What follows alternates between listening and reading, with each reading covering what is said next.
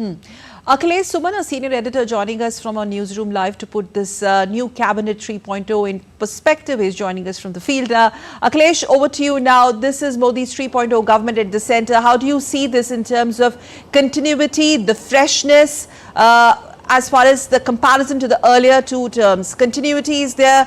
There is status quo when it comes to the top 4 ministries or the charges. And what is the agenda? What is the message that the Modi government is now, through his team of 72, trying to send across?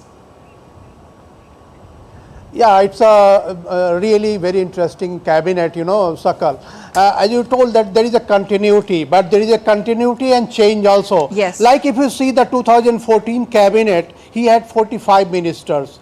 In 2019 cabinet, he had 58 ministers, and now in 2024 cabinet, he has 71 cabinet ministers. So cabinet and council of ministers, I mean to say. So I think this is a persistent change according to the needs of the hour.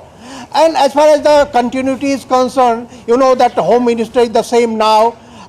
Defense Minister is the same now, External Affairs Minister is the same now, Finance Minister is the same now. So there is a continuity of policy in overall policy and implementation of the government. But in 2019, it was not the same. From 2014 to 2019, ministers in the CCS were changed. Home ministers was different. Rajnath Singh went to Defense Ministry. Amit Shah joined as a Home Ministry. So, but I will tell you, Sakal, very interesting thing in this, that there are six chief ministers in this cabinet. In 2014 and 2019, there were no chief minister other than Prime Minister Narendra Modi himself. Now there are 6 chief ministers, former chief ministers in this cabinet, and if you count Prime Minister himself, it is the 7 chief minister cabinet. And I think, Manohar Khattar, Shivraj Singh Chauhan, Sarbanand Sonowal, H.D. Kumaraswamy, Jitan Ram Manjhi, and Rajnath Singh. So I think this is a very interesting change this time, that the people who know from the grassroots that what the country needs now, when India promises to be the developed Viksit Bharat by 2047. So I think this will fulfill what Prime Minister Narendra Modi vision is all, and what India is aspiring for. So I think this is a very interesting change from the earlier 2014 and 2019, Sakal. Yes, and having said that, there are many ministers from various regions, more of a pan-India feel. How do you see the prospects of development in some of the states which were traditionally lagging behind? And with that, a quick one, the balance with the allies and the coalition partners that we see in this coalition cabinet. First thing, I will answer the second question first, because the balance with the allies is quite important, and in a coalition government you need to talk to the allies.